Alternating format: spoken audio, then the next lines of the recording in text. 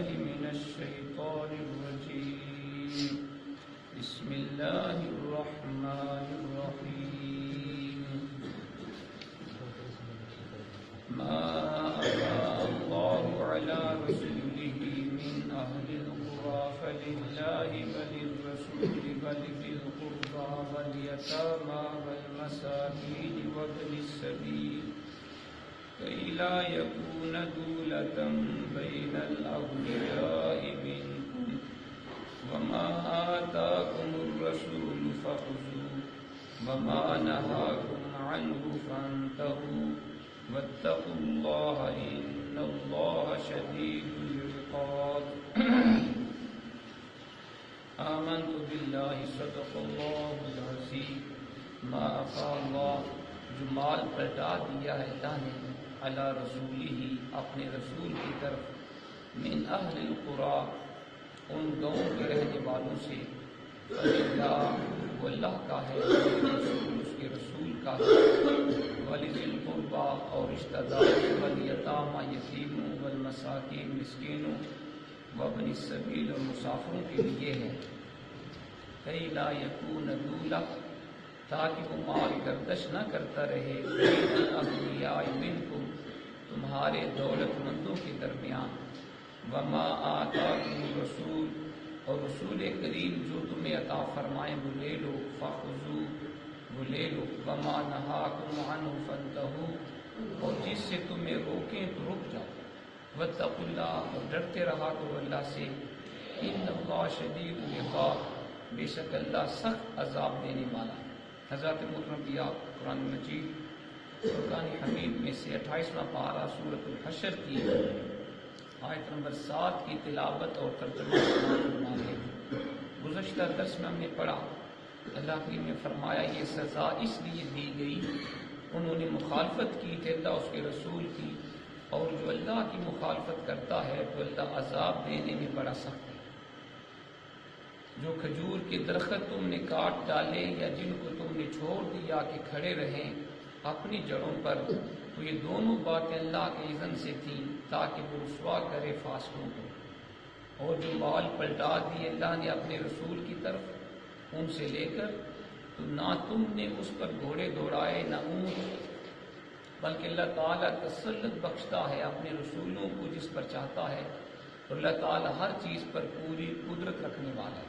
گزشتہ درس میں ہم نے ان آیات بینات کی تفسیر پڑھی۔ آج کے درس میں اللہ کریم مال غنیمت اور فیع کا فرق بیان فرما رہا ہے اور اس کے مستحقین کا ذکر بھی فرمایا گیا۔ ارشاد ہوا ما افاء اللہ علی رسولہ من اہل القرى فللہ وللرسول ولذی القربى والیتامى والمساکین وابن السبیل، جو مال پلٹا دیا اللہ تعالیٰ نے اپنے رسول کی طرف ان گاؤں کے رہنے والوں سے، تو وہ اللہ کا ہے، اس کے رسول کا ہے، اور رشتہ داروں، یتیموں، مسکینوں اور مسافروں کے لیے۔ اس آیت کو واو عاطفہ کے ذریعے پہلے کلام پہ معطوف نہیں کیا گیا، کیونکہ جہاں عطف آتا ہے وہاں فرق بیان کرنا مقصود ہوتا ہے، یہاں کیونکہ پہلی آیت کا تفصیلی بیان ہے اس لیے یہ گویا دونوں ایک ہی حکم ہے، یہاں عطف کی ضرورت نہیں۔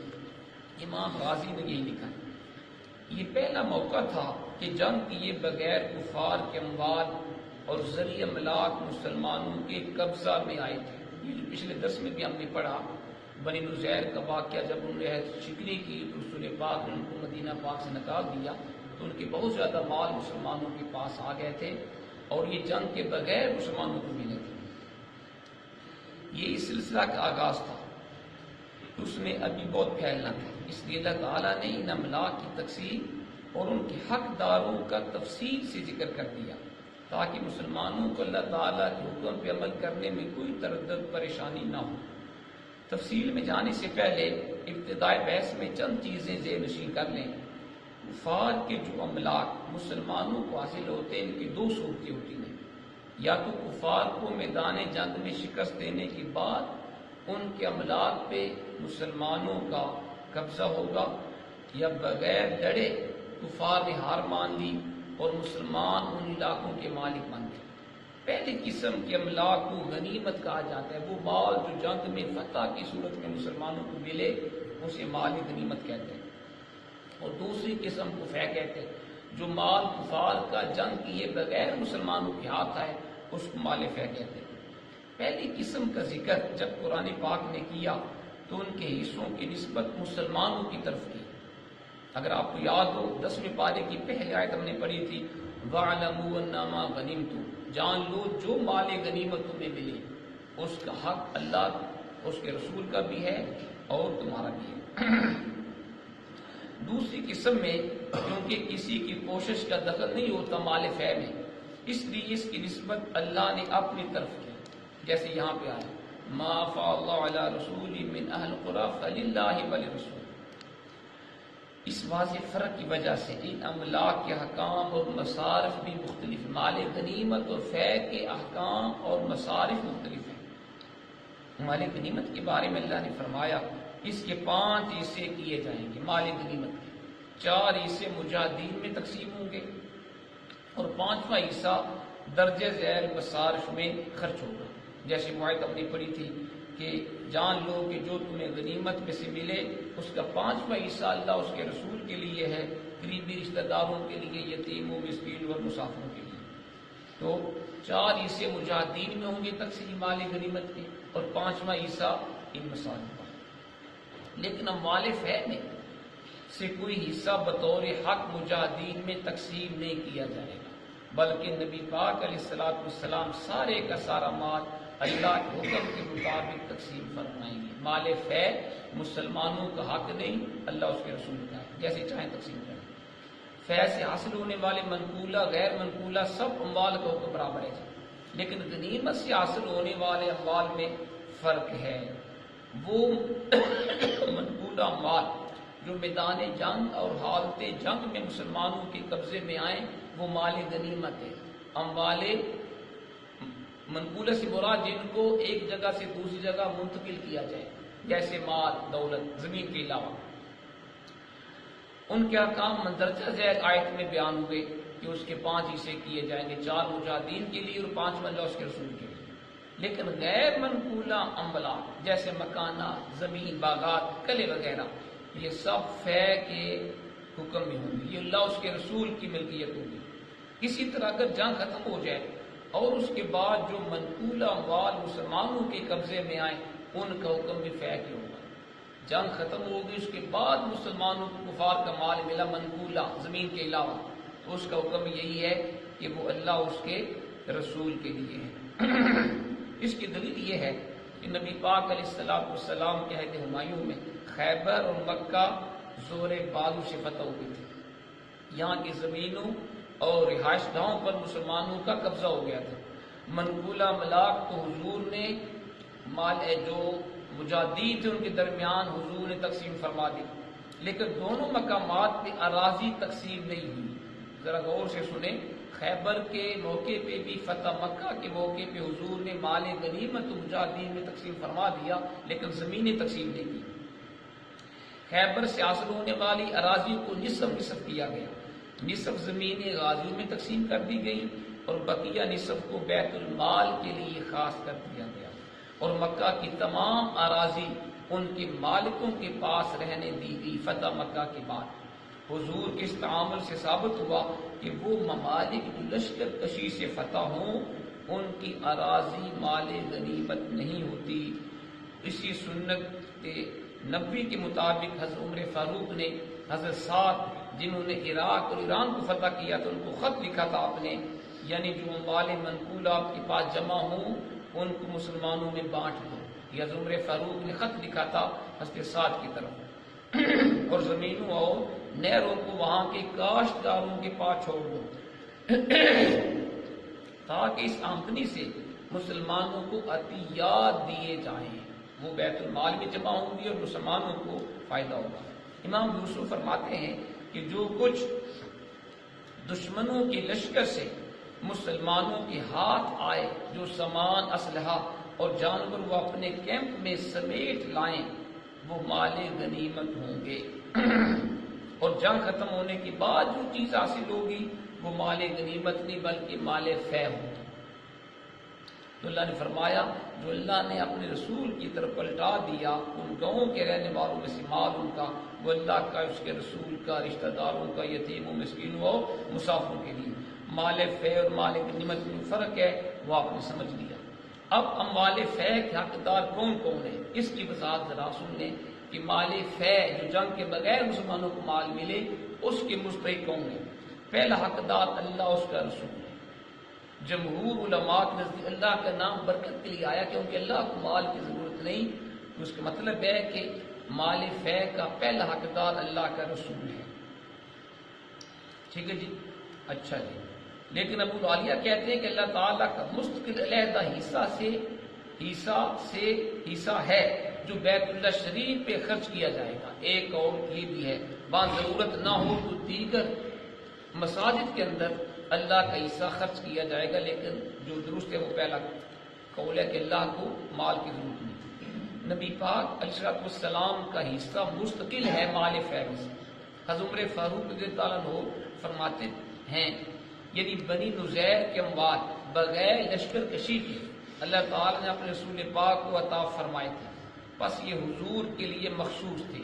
نبی پاک علیہ السلام اس کی آمدنی سے اپنے اہل و عیال کے لیے 1 سال کا خرچہ رکھ لیتے، بقیہ آمدنی جہاد کے لیے اسلحہ وغیرہ کی فراہمی کے اوپر خرچ کرتے۔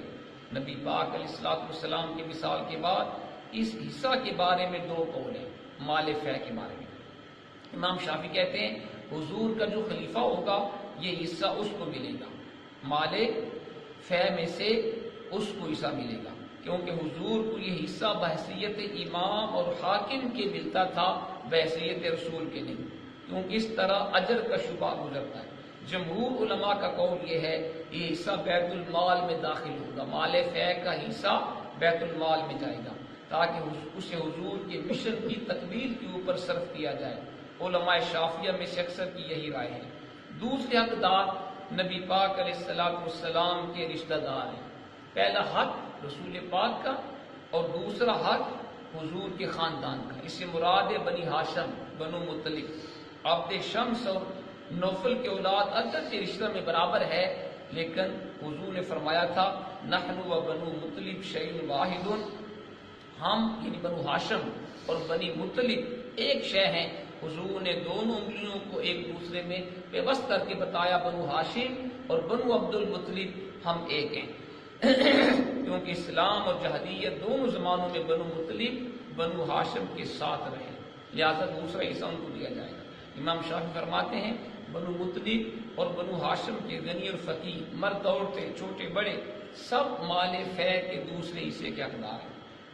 امام مزنی، امام ثوری کا قول بھی یہی ہے، اس میں مرد عورت، قریبی دور کا رشتہ دار، غریب فقیر میں کوئی فرق نہیں۔ امام مالک فرماتے ہیں اس حصہ کی تقسیم امام کی ثواب دید پر ہے، جو دوسرا حصہ ہوگا مال فے کا وہ امام جیسے مناسب سمجھے اس کو خرچ کر سکتا ہے، چاہے تو بنو ہاشم بنو مطلب کے تمام افراد پہ خرچ کرے، چاہے ان میں سے جو زیادہ ضرورت مند ہیں ان کو دے دے اور جنہیں ضرورت نہیں ان کو نہ دے، چاہے تو ان کے علاوہ دوسرے افراد کو دے جن کی ضرورت ان کی ضرورت سے زیادہ ہے۔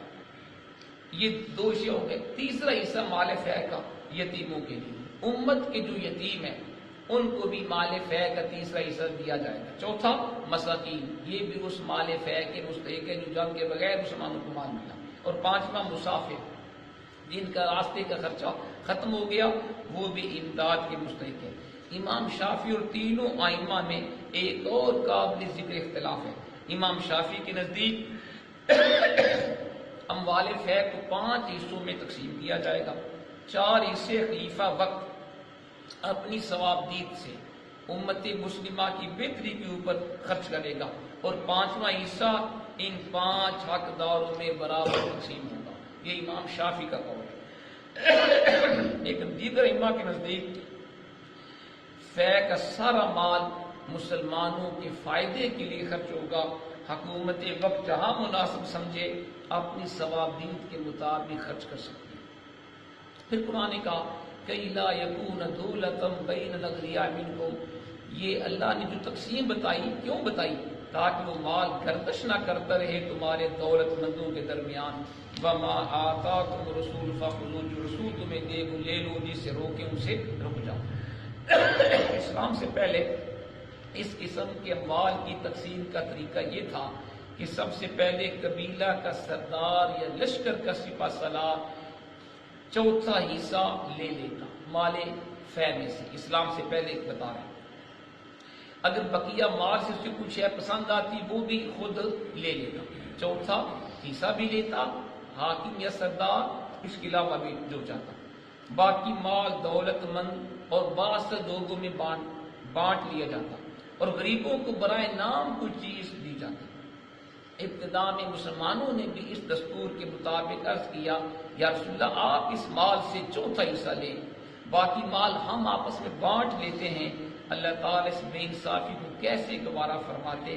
چنانچہ اموال غنیمت کی تقسیم کا الگ طریقہ مقرر فرمایا اور اموال فے کی تقسیم کا الگ طریقہ. اس تقسیم کا بنیادی اصول یہ طے پایا ان اموال کو اس طرح تقسیم نہ کرو کہ صرف عمراء اور مالدار کے اندر ہی مال گردش کرتا رہے اور غریب بیچارے حسرت سے منہ تکتے رہیں. صاف طور پہ حکم دیا اللہ کے نزدیک یہی پسندیدہ چیز ہے کہ وسائل معیشت کی تقسیم اس طرح کی جائے امیر غریب سب کو برابر فائدہ. یہ ہے جی اسلام کا امتیاز. یہ اصول صرف اموال غنیمت اور فے کی تقسیم میں ہی اسلام نے ملحوظ نہیں رکھا بلکہ اسلامی نظام حیات کی یہ روح رواں ہے.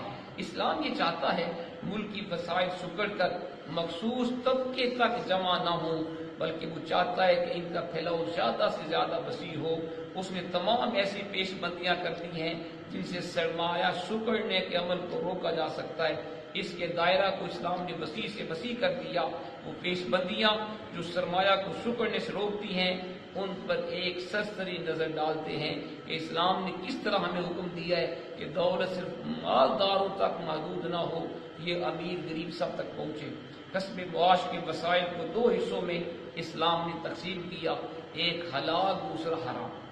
حرام میں تمام ایسے وسائل ذکر کر دیے جن کے ذریعے محنت کے بغیر خطرات کا مقابلہ کیے بغیر بڑی آسانی سے انسان کے پاس دولت جمع ہو. وہ حرام ذریعہ ہوتا ہے کہ بغیر محنت کے بغیر وقت دیے بندہ مالدار ہو جائے. اس میں سود، جوا، سٹا، ذخیرہ اندوزی، اسمگلنگ، چور بازاری، رشوت کا شمار انہی حرام وسائل میں ہوتا ہے. بلا خوف تردید پورے وثوق سے کہا جا سکتا ہے آج جس جگہ آپ کو دولت کی بے پناہ ریل پیل نظر آتی ہے وہاں ان ممنوع وسائل معاش میں سے ایک آدھا ضرور پایا جاتا ہے.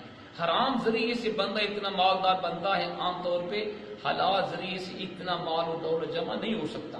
آج پاکستان میں 22 خاندانوں کا رونا رویا جاتا ہے. کہتے ہیں لوگ کہ 22 خاندانوں کے پاس پورے پاکستان کا سرمایہ ہے اور وہ پورے ملک کو خرید سکتے ہیں. ماہرین اقتصادیات خود ہی بتائیں اگر یہاں سود ممنوع ہوتا ہمارے پاکستان کے اندر اور بڑے بڑے بینک آسان شرح سود پہ قرضے نہ دیتے تو کیا 22 خاندانوں کے پاس پورا سرمایہ سمیٹ کے ان کے پاس جمع ہو جاتا؟ کبھی بھی نہیں. سب کچھ لٹا کر رہزن کو کوسنے دینے کی رسم اسلام کو پسند نہیں. وہ پہلے سے وہ راستہ بند کر دیتا ہے جہاں سے رہزن یا ڈاکو کے داخلے کا کام. بندہ سب کو ڈاکو کو دے کے پچھتائے میں نے کیوں دیا، اس کا کیا فائدہ. پہلے وہ راستہ بند اسلام کرتا ہے جس کے ذریعے ڈاکو گھر میں داخل ہو. تو اسلام نے سود کا خاتمہ کر دیا اور سود کھانے والے کے ساتھ اللہ رسول اللہ نے جنگ کیا ہے. اور ہمارے ملک میں جب تک سودی نظام قائم رہے گا کبھی بھی ہمارا ملک معاشی طور پہ خوشحال نہیں ہو سکتا. یہ بات پکی ہے. اگر پاکستان میں معاشی لوٹ مار کے ذرائع کو ختم کر دیا جائے تو چند ماہ میں آپ کو اس آیت کی برکتوں کا احساس ہو جو قرآن نے کہا کہ ہم نے اس لیے کہا ہے کہ مال کو تقسیم کرو منصفانہ تاکہ دولت چند ہاتھوں تک جمع نہ ہو جائے. حلال مسائل سے جو دولت کمائی جاتی ہے وہ ضخامت میں اس قدر تکلیف دہ نہیں ہوتی، پھر بھی اس کا بہاؤ فقراء اور عوام کی طرف کرنے کے لیے اسلام نے مؤثر تدابیر اختیار کی ہیں. دیکھیں اسلام نے ہمیں بتایا زکوٰۃ بھی فرض کی مالداروں پہ، کسانوں کے اوپر عشر ضروری قرار دیا، صدقات، ان کے علاوہ نظام وراثت بھی اسلام نے ہمیں فرمایا ہے کہ وراثت کو بھی پورا کرو. کیوں؟ تاکہ غریبوں تک مال جائے. تو اسلام تو چاہتا ہے غربت کا خاتمہ ہو، دولت کی منصفانہ تقسیم ہو. الغرض یہ جملہ اسلامی نظامی معاشیات کا ستون ہے جو قرآن نے کہا کئی لا یکون دولتم بین الاغنیاء منکم. یہ نظامی تقسیم انصاف کے اوپر اللہ نے تمہیں اس لیے حکم دیا تاکہ دولت چند ہاتھوں تک جمع نہ ہو. یہ اسلامی نظامی معاشیات کا ستون ہے. ہمارے ماہرین دیگر فرسودہ ناکارہ نظریات اپنانے کے بجائے اگر نیک نیتی سے اسلام کے نظامی مالیات کو سمجھیں، پوری دیانتداری اور اخلاص سے اس کو عملی جامہ پہنائیں، تو کمیونزم کیپٹلزم کے دو پارٹوں میں پستی ہوئی دنیا ان کی ممنوع انسان ہو جائے. آپ کو پتہ ہے کچھ وقت میں ایک وقت تھا روس کے اندر تقریباً 70 سالہ کمیونزم سوشلزم کا نظام رہا کہ جو کچھ کسی کے پاس ہے اس کا اپنا نہیں، گورنمنٹ کا ہے. یہ نظام بھی کولیپس ہو گیا، ختم ہو گیا. پھر کیپٹلزم آیا، سرمایہ دارانہ نظام، اور آج پوری دنیا کے اندر یہ نظام جو ہے یہ غالب ہے، سرمایہ دارانہ نظام کیپٹلزم. اس کا مطلب ہے جو کسی کے پاس اس کا اپنا ہے، حکومت اس کی مالک نہیں، بندہ خود مالک ہے، جس کو چاہے دے جس کو چاہے نہ دے. اسلام نے دونوں نظاموں کو پسند نہیں کیا. اسلام نے کہا ہے جو انسان کمائے وہ اس کا مالک ہے، لیکن خود سانپ بن کے نہ بیٹھے، غریبوں کا بھی خیال رکھے. وہ زکوٰۃ بھی دے گا، صدقات بھی دے گا، مالدار ہے غریبوں کے اوپر بھی خرچ کرے گا. تو اسلام کا نظامی معاشیات دونوں سے افضل والا ہے. اصل مصیبت یہ ہے کہ جن ہاتھوں میں زمان میں اقتدار ہے ان کے دل نور ایمان سے خالی ہے. اسلامی تعلیمات پر عمل کرنے کے لیے جس یقین اور ذوق کی ضرورت ہے وہ ان میں نہیں پایا جاتا. ضرورت ایسے یقین کی ہے جو تمام مشکلات کے سامنے سینہ سپر ہونے کی ہمت رکھتا ہو. ضرورت اس ایمان کی ہے جس کے چراغ چاندی بجھا نہ سکے، جو گپ اندھیروں کو بکیلو بنا سکے. تو قرآن کا جو رسول پاک تمہیں دے وہ لے لو، جس سے روکیں رک جاؤ. صرف غنائم کے اموال تقسیم کرنے کے بارے میں نہیں، زندگی کے ہر شعبے میں تمہیں رسول پاک کی احکام کی پابندی کرنی چاہیے تاکہ تم دنیا آخرت میں کامیاب ہو جاؤ. اللہ تعالی ہمیں عمل کی توفیق عطا فرمائے.